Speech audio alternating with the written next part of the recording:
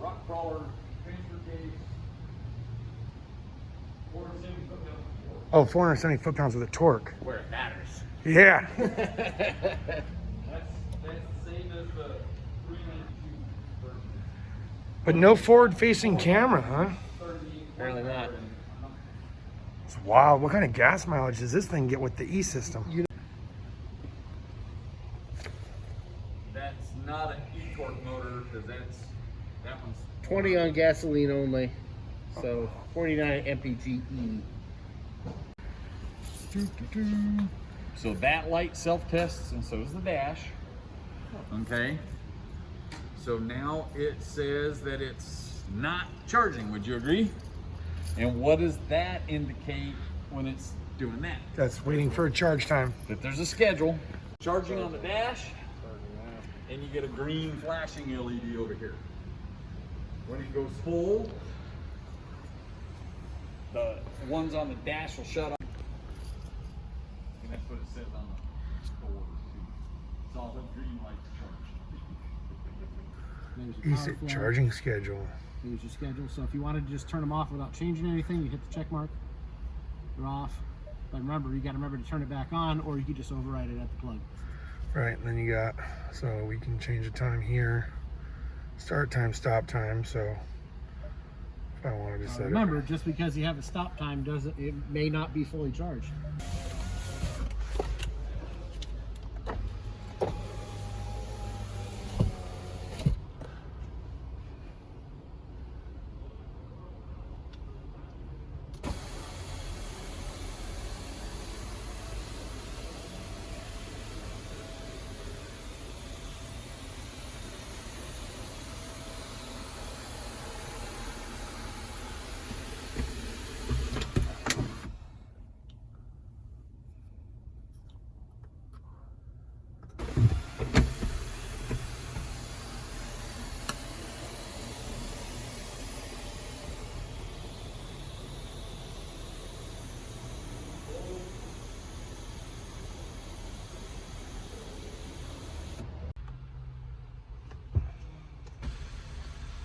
I don't know. It's not so bad.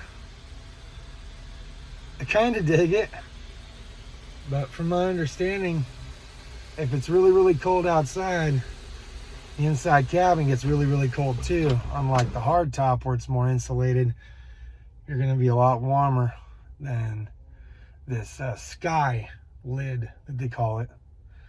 Pretty cool and wild though, huh? This Rubicon 4xe though is pretty cool. I'm not even going to lie. 375 horsepower, 470 torque. I'll look at some specs later. It's a lot though, it's pretty good. Hey, how's it going everyone? Justin again. As always, thanks for watching my channel. I hope you enjoyed this walk around of the 2021 4xe. You might have heard me call it a 4xe, but it's actually referred to as the 4xe. It's got the 2-liter turbo inline 4. A lot of the guys that have the Rubicons that had that in there handled the trails no problem when we went on our trail run with the SoCal Jeeps group. And I had been asked questions about how the diesel held up. The diesel held up well, man. I thoroughly enjoyed that 3-liter turbo diesel. Okay, it handled everything just phenomenally. It was super comfortable. There is a feature that's on the diesel that doesn't appear to be on the 4xe, or maybe even the 3.6 or even the 2-liter turbo, and that's the Off-Road Plus. I still have to go into the owner's manual and see what that is, but I think the idea behind the Off-Road Plus is that if you're in 4 high and you want to lock the front and rear diff and go at a faster pace, like anything above 25 miles an hour, if you hit that plus button, it should allow you to lock it. Whereas with the other models of Rubicons, like I said, the 3.6, the 2-liter turbo, you should be able to use your locker whether it's in 4 high or 4 low. So maybe it's just a feature for the turbo diesel because of all the torque. But at any rate, this 4xe looked really cool. I wanted to showcase it here and share it with you guys. That being said, I want to make sure that it's very clear I got permission twice over from the instructors to share any and all video clips and pictures that I took while I was at the FCA Training Institute going through hybrid safety. So even though I didn't get a chance to go through the safety course for all the ins and outs of the 4xe, it was pretty cool to touch on some of the basic things, like as far as when it's charging, when the scheduled charging time is, things like that. And I was tickled, man. I was just talking about this on one of our live streams that, like, can you imagine if they did a Wrangler in electric?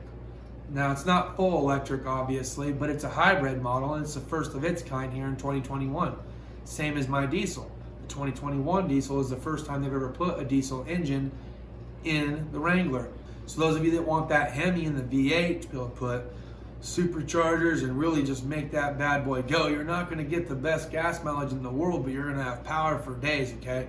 So if you were hoping that they were going to come out with a Hemi, they actually have come out with the Hemi, and it should be released to various dealerships anytime within the next, couple months or so.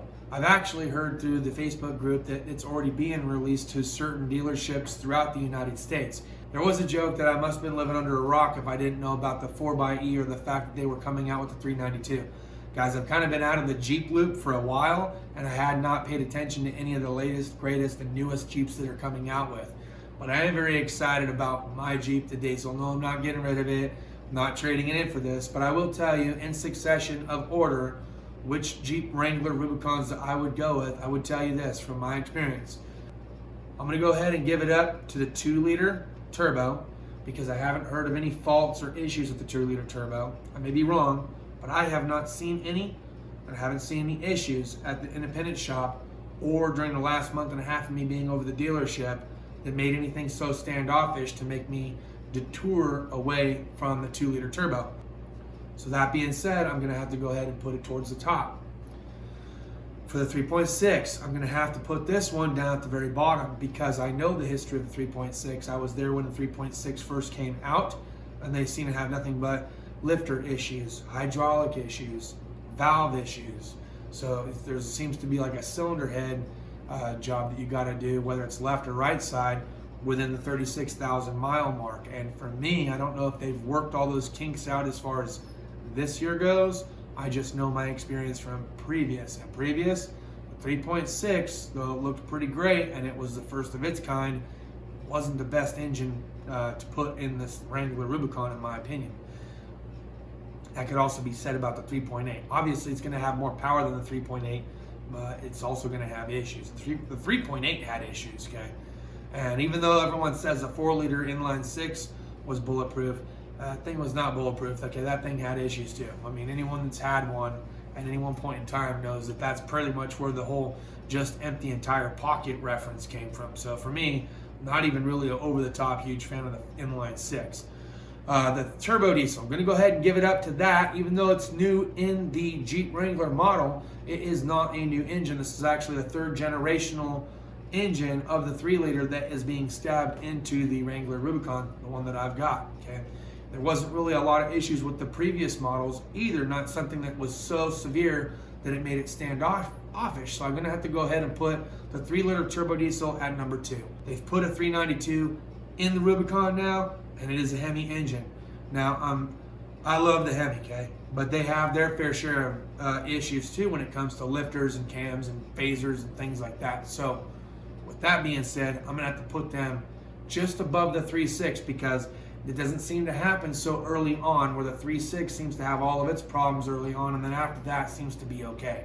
So if you guys are in the market for purchasing any Jeeps and you are curious to know what my succession of order for the 2021 is, it would definitely go.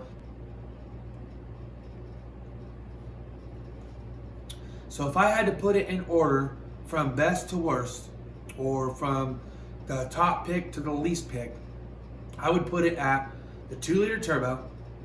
And just because it has the same exact engine in it, I would go 2-liter turbo E, the 3-liter turbo diesel, then the Hemi, then the 3.6.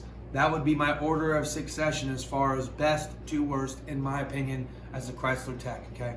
Now, I have only been back for a little over a month, but as time progresses, I will fill you in on any kind of updates and things that change along the way. That being said, I actually did have a recall today on my 2021 JL UR, the diesel version, right? Okay, so the recall itself was a Y09, and what it had to do with was an ABS flash update to improve braking. So it wasn't like anything catastrophic had happened. that they missed the factory or anything like that. It was just improved braking. So in some cases of emergency or panic braking, they felt that the pedal or the ABS didn't kick in as fast as it should, so they developed a software update for the ABS module, which just takes a few moments to flash, doesn't cost you anything, right? Because it's a recall and it's performed at the dealership. So I was able to perform my own recall today on that. I also got a chance to actually read through it, and I can tell you it wasn't anything crazy. It's just a routine flash update, but I was able to get it done and I was able to do it myself. So I was able to actually read about it and let you guys know. So that's all I got for this video, guys. Look, I hope you enjoyed today's content. Like, share, subscribe. Make sure to smash the notification bell if you want to be notified when I post my next video. Like I said, I got more videos to come. One of the last videos in series that I have from the off-road trail event will be the entirety of the event, best broken down by timeline, and I'll see when I can try to get that whole thing put together and put up on YouTube for the Jeep group, so you guys can go back through and watch it. Maybe you see your Jeep in there, and that's always pretty cool to watch your Jeep in action from somebody else's point of view. So we'll see you guys next time. Cheers and deuces.